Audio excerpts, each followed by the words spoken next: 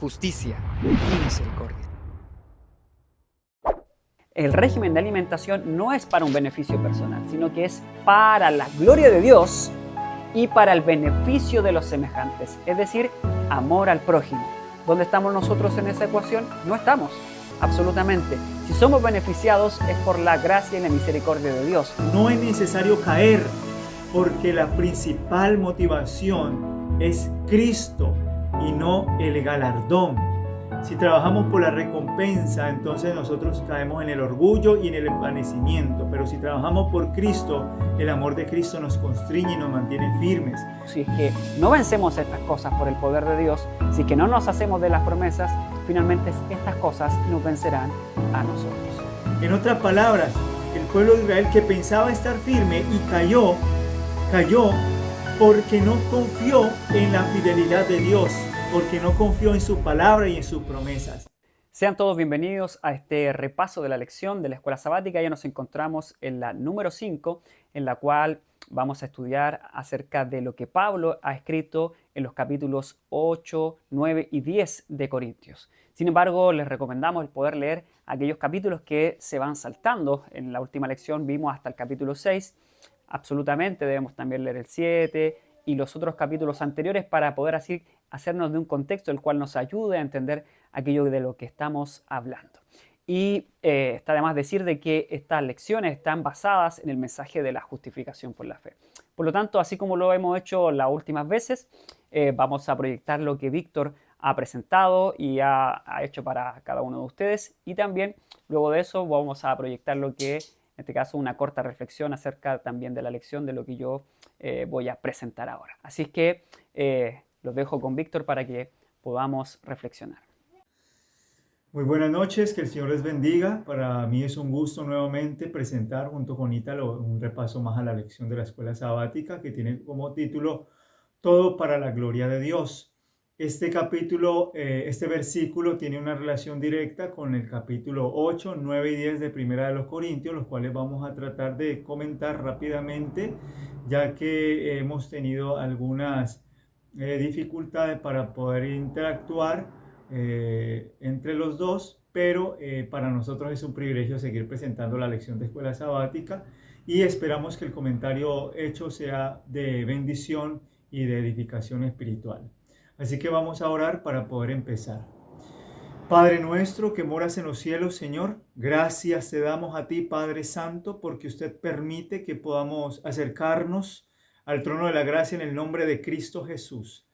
Y ese es su nombre, Señor, que pedimos la promesa maravillosa de su Espíritu, para que usted pueda guiarnos, Señor, por medio del Espíritu Santo al conocimiento de toda verdad que es en Cristo Jesús. Padre, permítenos contemplar al Salvador una vez más en su abnegación y entonces podamos aprender de Él y podamos así reflejar su carácter, Padre. Gracias por su misericordia, amoroso Dios, en el nombre de Jesús. Amén. Muy bien, queridos amigos, que el Señor les bendiga. Vamos a ir entonces en esta hora a Primera de Corintios rápidamente y vamos a ver algunos versículos del capítulo 8. El apóstol Pablo en Primera de Corintios capítulo 8 establece un principio que va a ser crucial para comprender el capítulo 9 y el capítulo 10. En el capítulo 8 el apóstol Pablo hace una relación entre lo que tiene que ver lo sacrificado a los ídolos con el conocimiento, con el envanecimiento de aquellos que, habiendo entendido que los sacrificios que son para los ídolos nada son y nada edifican, entonces en este conocimiento puede haber un tipo de jactancia que lleva a aquel que, aunque no practica directamente del culto a los ídolos, pero que come de lo sacrificado, comprendiendo que aunque Dios es el Dios del pueblo de Israel, es el Dios de todo aquel que lo acepta, en esa convicción o en ese asentimiento intelectual que el ser humano tenga de Dios, no le da cabida o no le da licencia entonces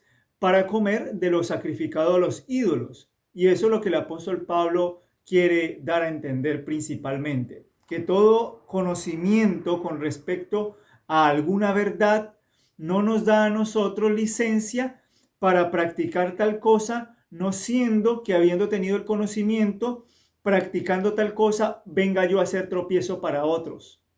Y el apóstol Pablo entonces dice, en cuanto a lo sacrificado a los ídolos, 1 Corintios capítulo 8, versículo 1, estoy leyendo, sabemos que todos tenemos conocimiento. En otra palabra, el apóstol Pablo está respondiendo esta carta, que seguramente incluía esta pregunta, y el apóstol entonces responde que nosotros sabemos que en cuanto a lo sacrificado a los ídolos. ¿Qué sabemos? Dice, sabemos que todos tenemos conocimiento. El conocimiento envanece. ¿Qué hace el conocimiento? El conocimiento puede llevar al ser humano a la jactancia, al orgullo. Pero el amor edifica.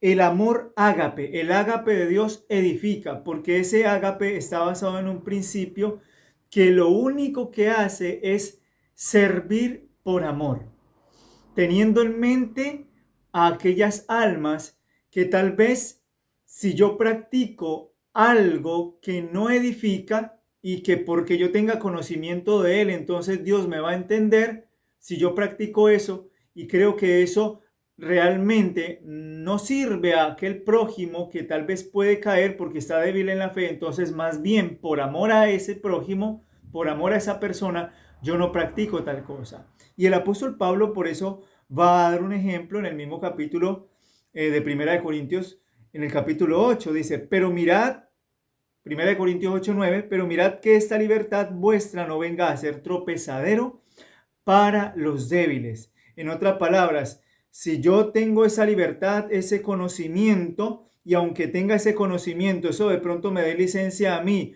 para practicar una y otra cosa, si yo sé que eso que yo estoy practicando va a llevar a otro que es débil en la fe a caer, entonces, por amor a esa persona, yo me abstengo de tal práctica y más bien la evito. Y el apóstol Pablo confirma esto en el versículo 13, por lo cual, si la comida le es a mi hermano ocasión de caer, no comeré carne jamás para no poner tropiezo a mi hermano. Y eso se aplica a cualquier tipo de práctica. Cualquier tipo de práctica, mi querido hermano, que usted y yo hagamos, si esto viene a ser tropezadero para el más débil, yo, por temor a Dios y por amor, más bien deseo edificar y no envanecerme en mi orgullo y conocimiento. Eso es lo que el apóstol Pablo establece. Por lo tanto, el apóstol Pablo en el capítulo 9 dice, no soy apóstol, no soy libre, no he visto a Jesús el Señor nuestro. Y estas preguntas vuelven a ser parte del discurso retórico en cuanto a las preguntas que el apóstol Pablo le hace a los corintios, que tienen una respuesta positiva. ¿No soy apóstol? Sí, claro que soy apóstol. ¿No soy libre? Claro que soy libre. ¿No he visto a Jesús el Señor nuestro? Claro que lo he visto, dice el apóstol Pablo. No sois vuestros mi obra, por mi obra en el Señor. Claro que sí, el apóstol Pablo había predicado el evangelio de los corintios, por lo tanto eran fruto de la predicación de su evangelio, del evangelio de Cristo. Por lo tanto, el apóstol Pablo en el capítulo 9 se presenta como uno que también tiene derecho a todas estas cosas que cualquiera de los otros podían tener. Entonces, si eso de lo cual el apóstol Pablo tenía derecho, siendo ministro, habiendo sido libre, habiendo visto a Cristo, él tenía derecho a todas estas cosas, él prefería abstenerse aún de lo que el ministerio le pudiese dar económicamente. Él prefería abstenerse de eso y más bien ganarse la vida haciendo tiendas, porque lo que él deseaba, más que ganar el sostén, aunque él lo merecía, porque el apóstol Pablo entendía el otro principio que está en 1 Corintios capítulo 9, que es el siguiente. Dice, porque en la ley de Moisés está escrito, no pondrás bozal al buey que trilla. ¿Tiene Dios cuidado de los bueyes? ¿O lo dice enteramente por nosotros? Pues por nosotros se escribió, porque con esperanza debe arar el que ara, y el que trilla con esperanza de recibir del fruto. Entonces, si yo como ministro del Evangelio trabajo para la predicación del Evangelio, yo tengo derecho a recibir beneficio monetario y sostén por la predicación del Evangelio. Entonces el apóstol Pablo sabe que aunque él puede merecer el sostén de la iglesia, él no lo exige. ¿Por qué? Porque él dice en el versículo 18, ¿cuál pues es mi galardón? Que predicando el Evangelio, presente gratuitamente el Evangelio de Cristo para no abusar de mi derecho en el Evangelio. En otras palabras, el apóstol Pablo prefería trabajar gratuitamente por el Evangelio que se le pagase por su ministerio y entonces él se le sacara en cara aquello por lo cual está trabajando. Entonces, es un ministerio totalmente abnegado el servicio del apóstol Pablo. Él no trabajaba por el deseo de mantenerse ahí en el servicio, porque iba a recibir tal vez un seguro de vida, porque iba tal vez, si es que tuviera hijos, entonces un derecho para que los hijos estudiaran y entonces mantenerse en ese servicio simplemente por los beneficios. No, el apóstol Pablo sabía que si él dependía de una cosa, era de predicar del Evangelio y de ganar más que un sostén monetario o económico que lo merecía, porque todo aquel que predica el Evangelio puede vivir del Evangelio. Más que eso era la ganancia de las almas. Y para eso quiero compartir una cita rápidamente. Dice el apóstol Pablo, Pablo no vacilaba, estaba establecido y arraigado en la fe, pero hasta donde podía procuraba hacerse uno con aquellos para quienes trabajaba. Como ministro del Evangelio, le correspondía a Pablo pedir que lo sostuvieran aquellos para quienes trabajaba. Pero aunque se convirtió en un siervo de todos, sin embargo trabajaba con sus manos para sostenerse a fin de que nadie pudiera hallar motivo de acusarlo de egoísmo. No recibía salario por su trabajo, aunque como ministro del Evangelio tenía derecho a eso. Así hizo que fuera evidente que trabajaba por almas y no por dinero. Mensajes selectos, página 74, o manuscritos, más bien, manuscrito 74 de 1903. Así que el apóstol Pablo habla de la efectividad y del poder del Evangelio más de lo que el Evangelio pueda producirle para él ser sostenido por él mismo. Él cree en el poder del Evangelio como poder de Dios para salvación, y entonces el apóstol Pablo, aunque sabe que el que predica el Evangelio debe de vivir del Evangelio, el apóstol Pablo entonces confirma el hecho de que él trabaja gratuitamente también por el Evangelio de Jesucristo. Y esto es maravilloso, porque el apóstol Pablo entiende que él, aunque el principal motivo es recibir una corona incorruptible,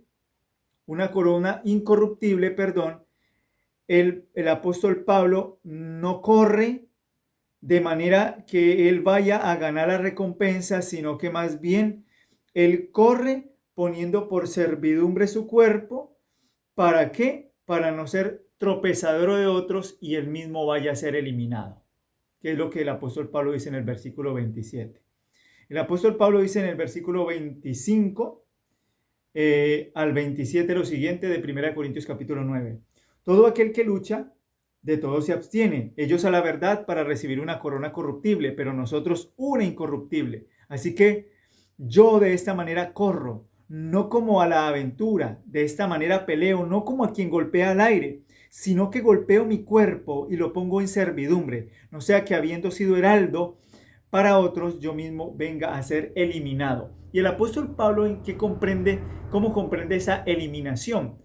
El ser eliminado, es decir, el perder el galardón, el perder esa carrera que él se ha propuesto avanzar, habiendo predicado el Evangelio, habiendo servido al Señor y habiendo tal vez en ese caminar, tal vez el apóstol Pablo temiendo no ser un tropezadero para los demás, entonces el apóstol Pablo comprende que ha puesto su cuerpo por servidumbre ¿Para qué? Para no ser eliminado. Porque el apóstol Pablo entiende que si él vive para el Evangelio y para la predicación del Señor, lo ha de ser para que en el amor de Dios él pueda más bien edificar que destruir a las almas. Y qué interesante cómo el apóstol Pablo entonces hace esta relación en 1 Corintios capítulo 10, donde él habla de la experiencia del pueblo de Israel. ¿Y cuál es su conclusión? El apóstol Pablo dice, y estas cosas les acontecieron como ejemplo y están escritas para amonestarnos a nosotros, a quienes han alcanzado los fines de los siglos.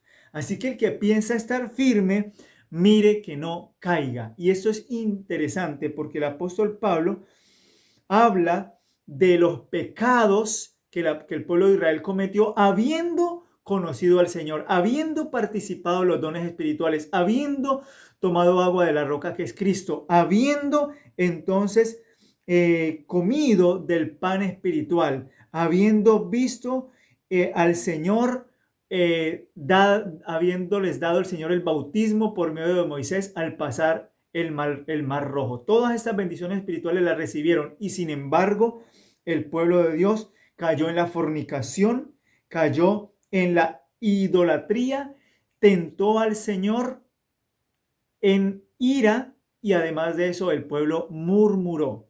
Todos estos pecados son una evidencia de que aunque nosotros hayamos conocido al Señor, no es para nosotros una seguridad, a menos que nos apartemos del pecado por la gracia de Dios y podamos obtener la victoria estando firmes en la fe, porque el que piensa estar firme, mire que no caiga. Es decir, no es necesario caer, porque la principal motivación es Cristo y no el galardón. Si trabajamos por la recompensa, entonces nosotros caemos en el orgullo y en el envanecimiento, pero si trabajamos por Cristo, el amor de Cristo nos constriñe y nos mantiene firmes.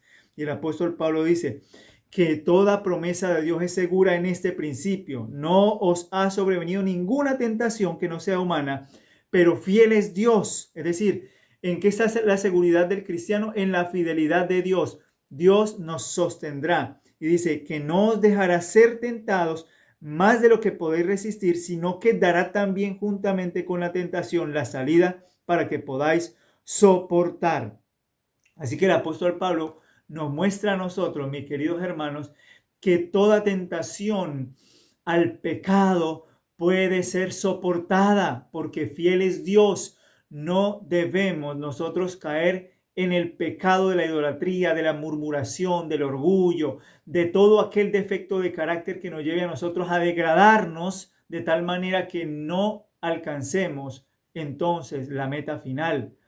Por eso el apóstol Pablo entiende que el principio más seguro es mirar a Cristo para que por medio de sus promesas y la fidelidad de su palabra nosotros no caigamos, porque eso es lo que el apóstol Pablo exhorta. El que piensa estar firme, mire que no caiga. En otras palabras, el pueblo de Israel que pensaba estar firme y cayó porque no confió en la fidelidad de Dios, porque no confió en su palabra y en sus promesas. En otras palabras, aunque nosotros conozcamos a Dios, podemos estar cayendo en el pecado si dejamos de mirar a Cristo. Pero quien mira a Cristo y lo contempla por la fe, Cristo es suficiente para que por medio de su sangre y su poder, usted y yo podamos vencer el pecado. Entonces, el apóstol Pablo nos muestra a nosotros que realmente ese amor que edifica es el amor que nos sostiene en la fidelidad de Dios, y de esa forma nosotros podremos agradar a Dios, amar a nuestro prójimo y obedecer la ley de manera perfecta, de tal manera que aborrezcamos el pecado. Que el Señor les bendiga y les guarde en esta ocasión. Bueno, damos gloria a Dios por lo que Víctor ha presentado y ahora vamos a hacer también una segunda parte en la cual vamos a presentar solamente algunas otras ideas relacionadas con lo que está escrito allí en el capítulo 10 de Primera de Corintios y por supuesto vamos a orar antes de esto. Señor del cielo, ayúdenos a poder reflexionar sobre aquello que está escrito para nosotros y guíenos Dios para que así podamos dar gloria a usted en todo lo que hacemos. Así como usted le recomendó por medio de Pablo a los Corintios, también nos recomienda a nosotros. En el nombre de Jesús, amén. Leemos entonces del versículo 1 en adelante y vamos a reflexionar en algunas de las cosas que están allí. Dice, mas no quiero, hermanos, que ignoréis que nuestros padres todos estuvieron bajo la nube y todos pasaron a través del mar y todos en Moisés fueron bautizados en la nube y en el mar. Qué interesante, porque finalmente el Espíritu de Dios del cual hemos estado hablando en las lecciones anteriores es el que nos bautiza, no solamente a través del agua. ¿Se acuerdan cuando Jesús es bautizado? Desciende esta paloma, la cual simbolizaba al Espíritu Santo, o era más bien el Espíritu Santo, de acuerdo a Elena White, y este Espíritu de Dios unge a Cristo. Eso está también en la profecía de Daniel, capítulo 9, allí está esta profecía. Por lo tanto, Jesús, siendo bautizado y siendo ungido por el Espíritu Santo y el Padre mismo declarando sobre él, aquí está mi Hijo amado, en quien me complazco, él puede decir esto de cada uno de nosotros. Absolutamente, si es que nosotros creemos en las promesas y somos también ungidos y recibimos el Espíritu Santo. Entonces, todo Israel había sido o había recibido de alguna manera simbólicamente el don del Espíritu Santo cuando atraviesan el Mar Rojo, siendo bautizados en esto, a través de un acto de fe, plenamente de fe, así como lo es el bautismo hoy, más allá del ritual, estamos hablando de la vida misma. Entonces, todos ellos cruzaron, fueron bautizados y todos ellos estuvieron bajo la nube, la cual era el mismísimo Cristo quien los guiaba. Y todos comieron del mismo alimento espiritual, es decir, todos tuvieron las mismas condiciones, las mismas oportunidades, las mismas garantías, tuvieron las mismas promesas para poder ser cobradas. Por lo tanto, no había excusa para ninguno de ellos. Y en este caso, a nosotros se nos dice exactamente lo mismo. No hay ninguna excusa para ninguno de nosotros porque las promesas son exactamente para todos de la misma manera. Y todos bebieron de la misma bebida espiritual. Sabemos que la bebida espiritual es Cristo. Esto se lo dijo Jesús a la mujer samaritana cuando él le ofreció el agua viva, la cual era el mismo, pero al mismo tiempo era un símbolo fuerte del Espíritu Santo. Pero sabemos por Juan 16 que la obra del Espíritu Santo es tomar de Jesús y entregarlo. Por lo tanto, cuando el Espíritu Santo toma, está tomando de Cristo, está entregando de Jesús. Entonces Jesús, siendo el agua viva al cual Él manda beber, dice acá que todos bebieron de esa bebida espiritual, es decir, de Cristo Jesús por medio del Espíritu Santo. Todos bebían de la roca espiritual que los seguía. Esto es muy interesante porque ese milagro que se produjo allí era no tan solo un acto de misericordia de parte de Dios, sino que al mismo tiempo era un acto el cual los llevaba a entender de que Dios era aquella sustancia la cual los mantenía vivos, siendo el agua, los mantenía vivos en el paso ahí en el desierto para poder subsistir, y al mismo tiempo era ese alimento espiritual que por un milagro se produce desde donde nosotros no creemos que se puede producir. En este caso, a través de una roca sin vida. Jesús es el camino, la verdad y la vida. Por lo tanto, solamente se puede obtener vida a través de Jesús. Y en este caso, una roca que para alguien podría decir, bueno, este es un elemento del cual no podemos obtener absolutamente nada. Hoy día el mundo dice eso. ¿Cómo cerrando los ojos, mirando al cielo o abriendo un libro antiguo podemos obtener algo? Solamente por medio de la fe es que podemos obtener la justicia de Cristo y aquello que es imposible para el hombre, que es la vida, el agua espiritual. Y esta roca, dice el texto, versículo 4, la roca era Cristo. Por lo tanto, esa nube que iba adelante era Jesús, dice Elena White. Absolutamente, absolutamente era Cristo. No podemos negar este hecho, el cual aparece en el primer capítulo del Deseado de toda la gente, si ustedes quieren buscarlo. Allí en el capítulo 1, entre el capítulo 1 y el capítulo 2 se mencionan estas cosas acerca del Israel antiguo, y lo cual Cristo era símbolo de todas aquellas cosas. Y en este caso Jesús no tan solo era la roca, sino que también era la nube. La nube iba adelante, iba por sobre ellos, iba adelante, y cuando era de noche era una columna, es decir, como un pilar vertical el cual los conducía y los guiaba adelante, y atrás de ellos venía la roca. Es decir, Jesús, como dice el salmista, por delante y por detrás los rodeaba y los cercaba, los cuidaba, los guiaba en justicia y en misericordia. Pero Dios no se agradó de mucho de ellos. ¿Qué habrá pasado? Dice acá. Por lo cual quedaron postrados en el desierto. Esto es increíble porque finalmente los acontecimientos desde el mismo bautismo en el Mar Rojo, la apertura del mar, el bautismo por el Espíritu, la columna de nube, la roca a la cual salía el agua, la cual todo simbolizaba a Cristo, y el poder a través del Espíritu Santo, eran hechos absolutamente paranormales, es decir, eran milagros a la vista de ellos. Y a pesar de todo eso, perecieron en el desierto. Pero estas cosas fueron ejemplo para nosotros. Claramente, ahí está.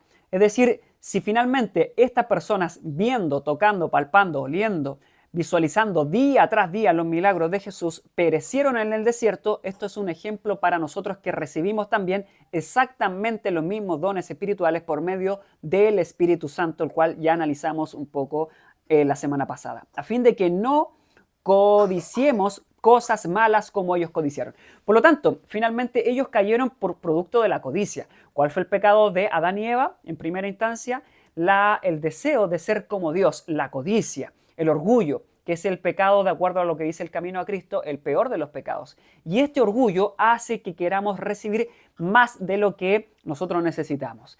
Juan el Bautista, siendo el mayor de los profetas, dijo: es necesario que yo descienda y que Él crezca, que yo sea aplastado y que Él crezca.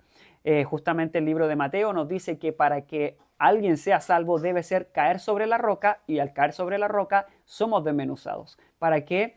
Para que no suceda que cuando Él caiga sobre nosotros seamos aplastados.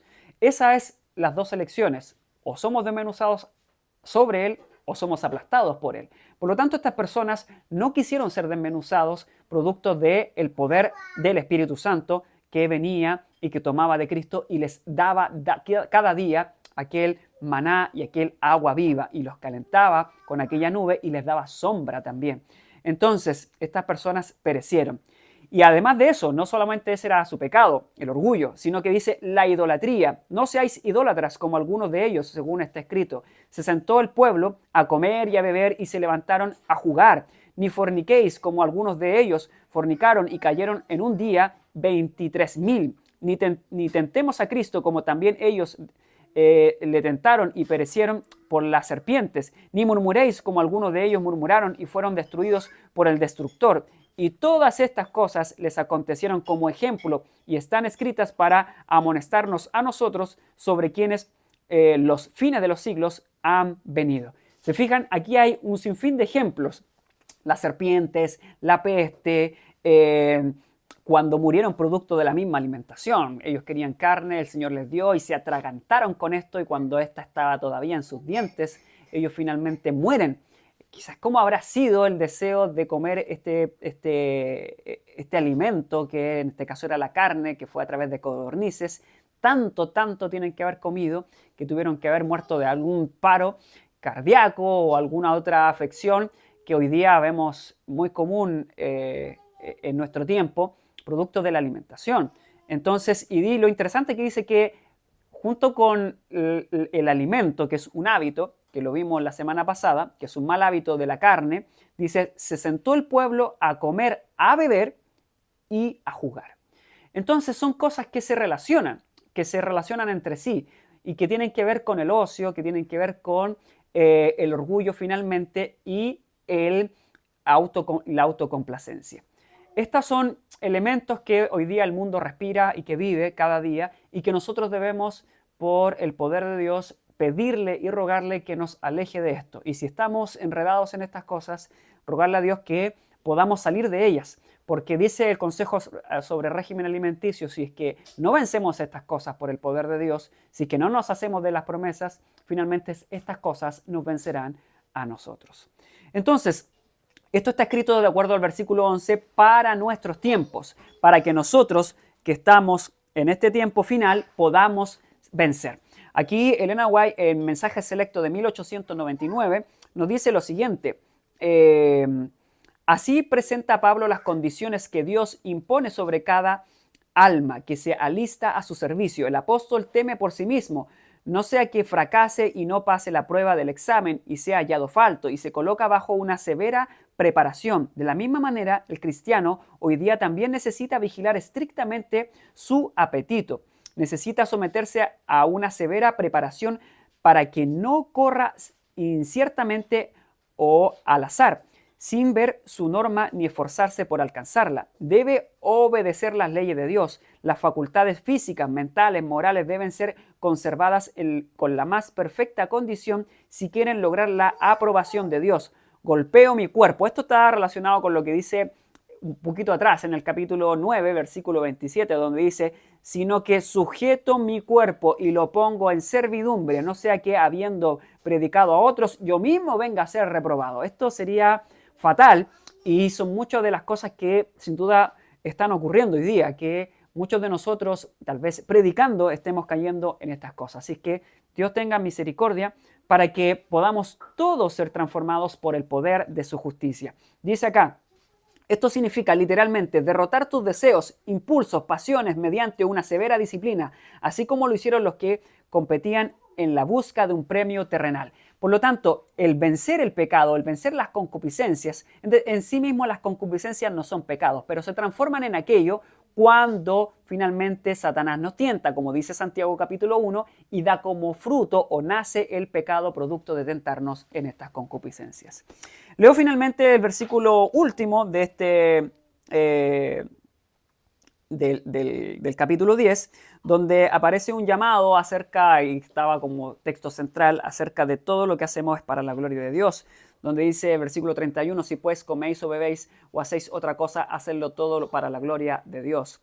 No seáis ofensa ni a judíos, ni a gentiles, ni a la iglesia de Dios, como también yo en todas las cosas agrado a todos, no procurando mi propio beneficio, sino el de muchos, para que sean salvos. Fíjense que finalmente la reforma de la salud, la cual aparece allí en el prólogo y en la introducción del libro Consejo al Régimen Alimenticio, dice exactamente que el régimen de alimentación no es para un beneficio personal, sino que es para la gloria de Dios, que es los 4 primeros mandamientos, o es parte de la ley, el primer gran mandamiento, y para el beneficio de los semejantes, es decir, amor al prójimo. ¿Dónde estamos nosotros en esa ecuación? No estamos, absolutamente. Si somos beneficiados es por la gracia y la misericordia de Dios, pero la reforma de la salud y todos los hábitos morales que aparecen en la palabra de Dios aquí en Corintio y que están reflejados en el régimen alimenticio y en todos los libros de salud que nuestra hermana White ha escrito para nosotros, la profeta de Dios,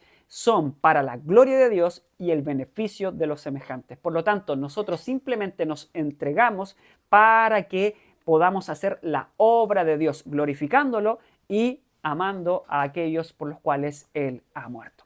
Así es que Dios les bendiga para que estas cosas las podamos tener claras y estudiarlas con mucha más, por supuesto, profundidad de lo que lo hemos hecho hasta acá. Así que oren por nosotros para que prontamente podamos estar juntos y nuevamente estudiar la escuela sabática, así como lo hacíamos antes de que tuviéramos estos problemas técnicos, pero esperamos poder hacerlo pronto nuevamente. Así que vamos a orar para finalizar este estudio. Señor del cielo, gracias porque usted nos permite que podamos leer su palabra y a través de ello recordar sus promesas, estudiar lo que en el pasado sucedió con aquellos que teniendo las mismas oportunidades, recibiendo los mismos dones espirituales, habiendo bebido de la misma roca espiritual en la cual hoy día nosotros bebemos, la cual es Cristo, perecieron y murieron. Le pedimos, Dios, que en su misericordia no permita que nosotros nos suceda lo mismo. Se lo pedimos en el nombre de Jesús. Amén. Nos vemos en la próxima lección y compartan este video y también suscríbanse y comenten ahí, hagan sus comentarios y preguntas si es que es necesario también. Que Dios les bendiga. Justicia y misericordia.